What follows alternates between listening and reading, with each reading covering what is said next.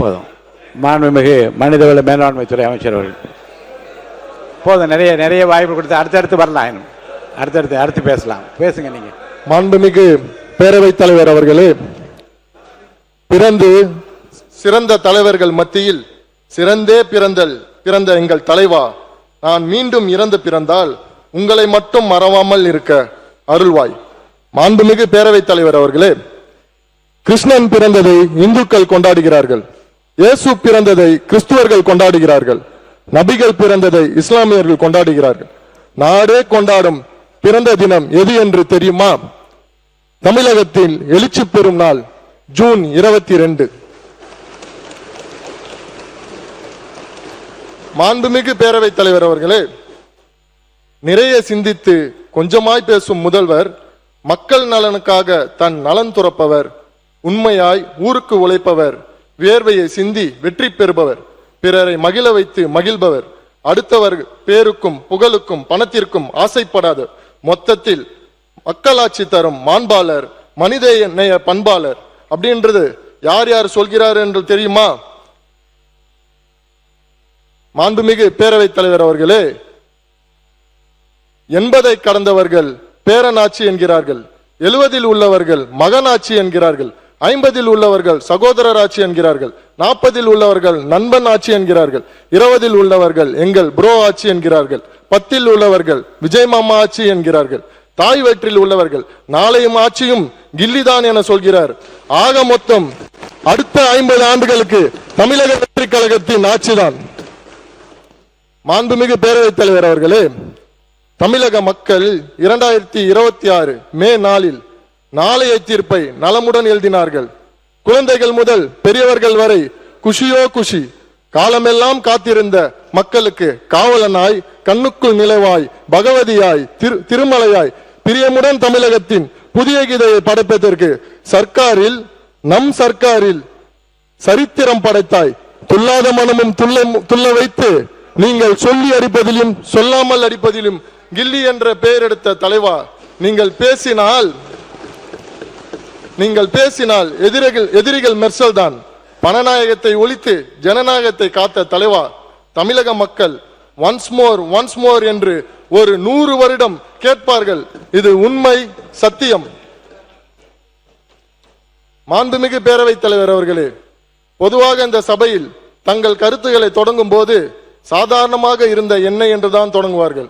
ஆனால் நான் அப்படி தொடங்க போவதில்லை. ஏனென்றால் மிக சாதாரணமாக இருந்தவன் நான்.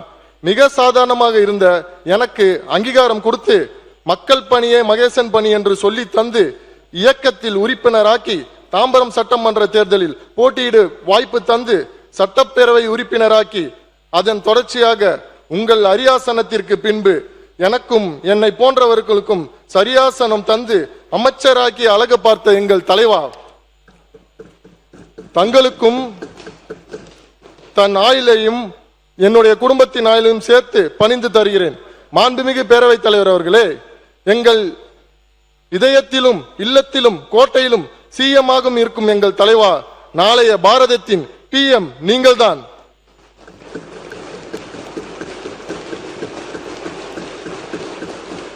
ஏஎம் பிஎம் பார்க்காமல் உழைக்கும் எங்கள் சிஎம்ஏ, நாளைய பிஎம் நீங்கள்தான், நாளைய பிஎம் நீங்களே தான்.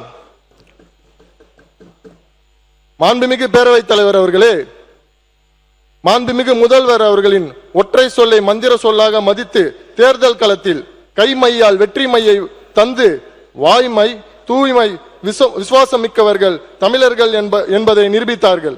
அதிலும் தாம்பரம் மக்கள் முதல்வரின் வாக்கை வேத வாக்காக ஏற்று 1,18,967 வாக்குகளை அளித்து அதிலும் 35,621 வாக்குகள் வித்தியாசத்தில் மகத்தான வெற்றியை வழங்கினார்கள்.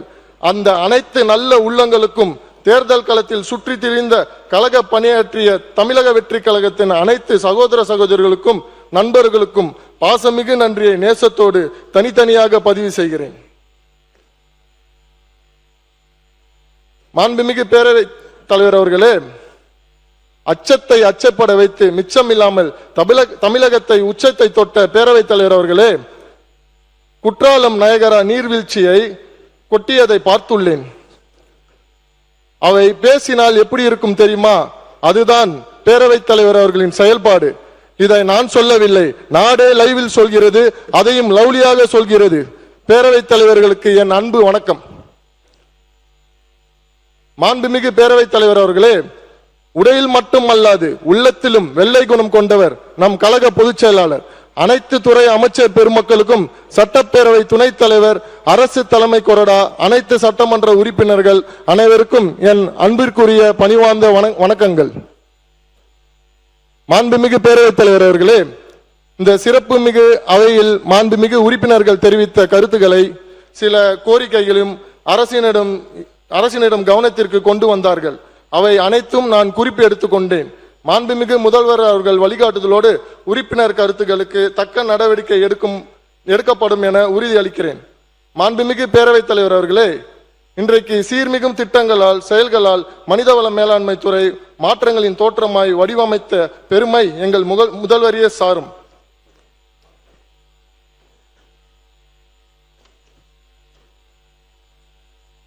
உன்னை அறி, உண்மையை உணர், உழைப்பை நம்பு, ஊருக்கு உழை, கல்வி பேணு, அறிவை விரிவு செய், சிந்தனை செய், சிறகை விரி, சிகரம் தொடு என்பதே இத்துறையின் நோக்கம்.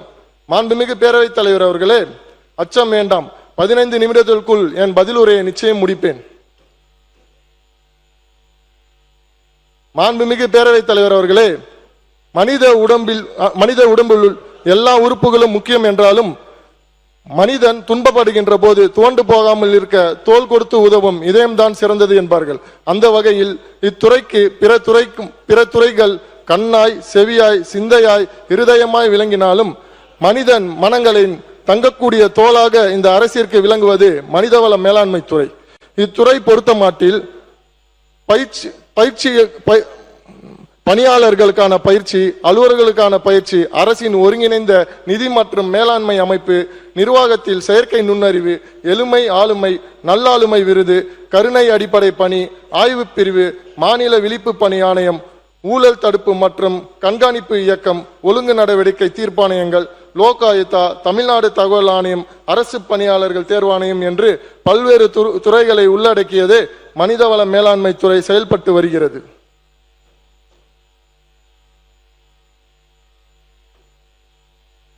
மாண்புமிகு பேரவைத் தலைவர் அவர்களே, முயற்சியும் பயிற்சியும் தொடர்ச்சியா இருந்தால் வெற்றியின் நிச்சயம் என்பார்கள். தமிழ்நாடு அரசு ஊழியர்களுக்கு அவர்கள் பணியில் சேர்ந்தது முதல் பல்வேறு வகையான பயிற்சிகளை வழங்கி வருகின்றோம். இவை தவிர பல்வேறு போட்டித் தேர்வுகளின் வெற்றி பெற்ற வாழ்க்கையை வசந்தமாக்கிக் கொள்ள SSC staff selection commission, RRB railway recruitment board, IBPS institute of banking personnel selection, TNBSC Tamil Nadu public service commission போன்ற போட்டித் தேர்வுகளும், மத்திய அரசு நடத்தும் UPSC என்ற சொல்லப்படுகின்ற குடிமைப்பணி தேர்வுகளுக்கான சிறப்பு பயிற்சிகள் வழங்கப்பட்டு வருகிறது. அண்ணா நிர்வாக பணியாளர் கல்லூரியில் 2025-26 நிதியாண்டில் மட்டும் 550 பயிற்சி திட்டங்களில் 20,639 அரசு அலுவலர்களுக்கு சிறந்த பயிற்சிகள் அளிக்கப்பட்டு, அதே போன்று 2026-27 நிதியாண்டில் 31/7/2026 வரை 97 பயிற்சி திட்டங்கள் 3500 அலுவலர்கள் பயிற்சிகள் அளிக்கப்பட்டது என்பதை பெருமையோடு பதிவு செய்கிறேன். அரசு பணியாளர்களுக்காக உள்ள பவானிசாகர் பயிற்சி நிலையத்தில் துறை பயிற்சியோடு யோகா, விளையாட்டு, கலை என்ற பல்வகை பயிற்சிகள் வழங்கப்படுகிறது. குறிப்பாக அகில இந்திய குடிமைப்பணி தேர்வு மற்றும் இந்திய வனப்பணி தேர்வு இரண்டையும் சேர்த்து கடந்த காலத்தில் 159 நபர்களுக்கு வெற்றி பெற்றவர்களுக்கு இத்துறையில் பயிற்சி வழங்கப்படுது. அரசு பணியாளர்கள் தங்களின் திறனை பெருக்கிக் கொள்ள திறன் 360 என்ற இணைய வலைத்தளப்பு உருவாக்கப்பட்டுள்ளது. இன்றைய வளர்ந்து வரும் யுகத்தில் பயிற்சி தான் வெற்றிக்கு அஸ்திவாரம்.